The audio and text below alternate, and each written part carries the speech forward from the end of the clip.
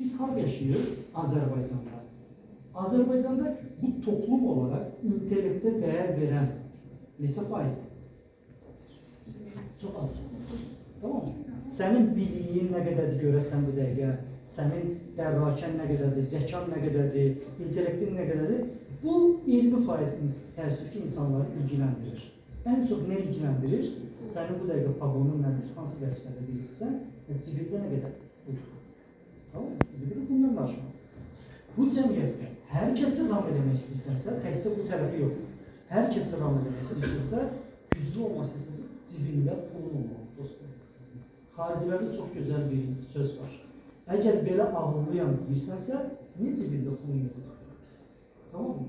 Kapitalizm dövründə ağıllıyam deyirsənsə, amma pul qazanmağı bacarmırsansa, ağıllı deyilsən. Bu önəmlidir, dostlar. Bizim cəmiyyət insana o tip adamlardan başlayır. Sizdə yox, keçdim o tip insanlardan. O insan neyir? Birinci durur, duranda bir qərar verir.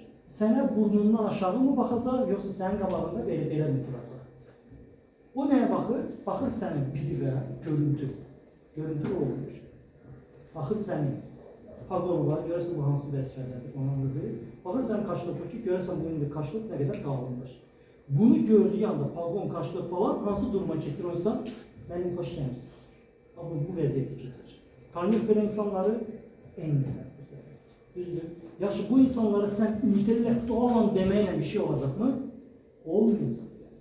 Bizim cəmiyyət odur. Mən bugün kostyum giyməyin buraya gəlməyimə səbəb deyilsə, şəhərdə bilirlər, mən həmişə belə idman stilində gəlirəm. Yəni, bugün bundan sonra başqa yerlərə gedirsəm, axşam bundan sonra Qaraqağın konserti var, ondan sonra tango rəqsi var, ondan sonra başqa yerə gedəcəm, barflayka olmaq. Ona görə onlara üçün giyib gəlmişim. Normalde mən hər zaman maykada, cinsdə, krasovkada, komandada elə giyim. Yəni, olan bir insanım. Amma nədir Azərbaycanda? Abu Dhabi'də yaşadığım başqa həyatdır. Orada kimsə məni buna görə mühakimə edir. Amma buraya gələndə şükürlər olsun ki, bugün həyatımda Bakının istənilən restoranında girib ürəklə, yəni qorxmadan, ay Allah görürsə bunu qiymətlər neçədir demədən rahatlıqla girib yemək yeyə bilərəm.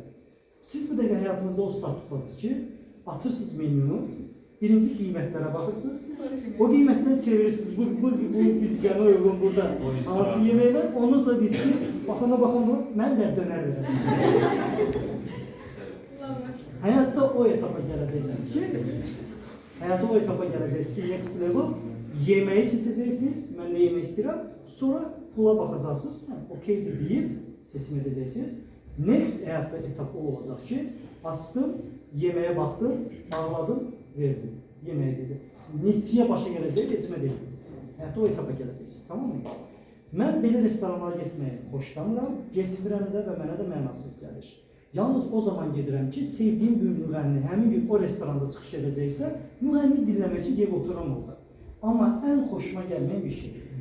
Mən bugün 2000'lik kostyumda geyə bilərəm, 200 manatlıq da kostyum geyə bilərəm. Mənə 2000'lik kostyum geymədə bir yüzüm görürəm.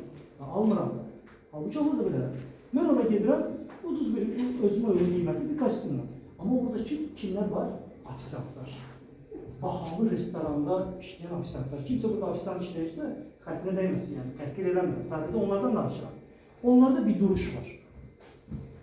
Özündən bir ego, şey. Sənin müştərək videoya baxanda həm də gülə ki, sən tuzbala deyilsən, sən sonra kənarda gəlib düşürsən burada. Və sənə gəlib eləməyin minnətlə uzaqdır belə. Elə sənlə danışır ki, afisantsan da olmur, yəni kimə trip atırsan? Təqil çatmırlar.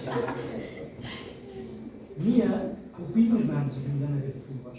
O başa düşmür ki, mən o restoran menecerindən də çox qazanıram. O vidinə baxır ki, bundan ancaq bu olar, yəni ki, bunu qazanan olar. Bizim cəmiyyət belədir, dostlar. Bunu dostum, bu insanları necə ram edəcəksən, bəzən paltar dükanına girirsən, o bahalı paltar dükanına.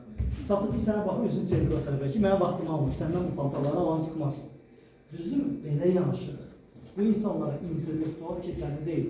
Bu insanları nəyinlə ram edəcəksən, gərəkəndə görüntünlə, gərəkəndə başqa vasitələrlə. Belə bahalı restoranında həyatında idman maşını sürürəm.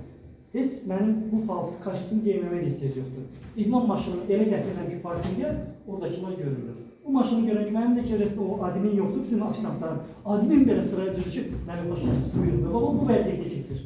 Amma o andakı hörməti mənə lazımdır mı? Başına deyilsin. Sən buna hörmət eləmirsənsə, bilirsən sən elədiyin hörmət. Başa düşün dostlar. Bu insanları həyatda nə inanır bilirsən? Gərəkliyi üçün. Ki, mən bir universitetə gedirəm, Armusunun girəm resepsiyonuna, orada birisi mühafizə zad elə dururlar ki, elə bir şey nə olacaq. Gəlirəm, mən də adres krasovkada, deyirəm ki, siz kimsiz? Deyirəm ki, seminara gəlmişəm. Kimin seminarı? Deyirəm, mən keçəcəm. Deyir baxın. Siz kimsiniz? Bunu yaşayırsan Azərbaycanda. Başa düşürsünüz? Bu cür insanları görüntü ilə də, bununla da tanıdılmasın dostlar. İntellekt yoxdur. Aydındır. Çox güzel. Google'da araştırma elədik, kitabları axtardıq. Kitablarda da istədiyimiz olur, bu bağlısı. Axtardıq, tapırıq ki, nə hardadır, hansı kitabdan mən hansı qabiliyyətimi, öz güvənim yoxdur. Öz güvəni bərpa eləməklə minlərlə artikl Google'da, minlərlə YouTube'da video, minlərlə təlim, minlərlə kitabda mövzu var. Öz güvəni necə bərpa etmək olur. Oxumaq lazımdır, tədbiq etmək lazımdır. Tamam mı? Bunu həyatı tədbiq edirsiniz. Bunu da eləsək, yenə də sizi kifayət edəcək ki, tapmaq ki, doğru insan kimdir, mən doğru nələri eləməliyəm, yenə də bir eksiklər. Çünki bu sizin bu yaşınızda, bu düşüncənizlə əldə edebiləcəklərinizdir. İndi ən doğru yol nədir? Artıq insanlardan tövsiyə almalısınız.